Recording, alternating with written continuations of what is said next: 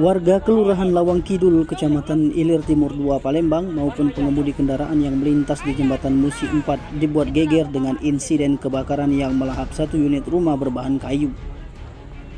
Insiden ini pertama kali diketahui oleh tetangga dari korban, Lima, yang saat kejadian tengah menyapu di teras depan rumah.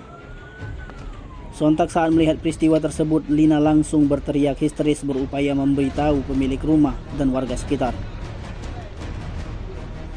Lina menyebut saat kejadian api dengan cepat melahap rumah tersebut dan sebagian besar berbahan kayu. Alhasil si jago merah habis bagian lantai 2 dan berbahan kayu dan menyisakan bagian bawah. Api yang berhasil dipadamkan sekitar pukul 7.42 waktu Indonesia bagian Barat, di mana api 8 unit pemadam kebakaran dan diterjunkan di TKP.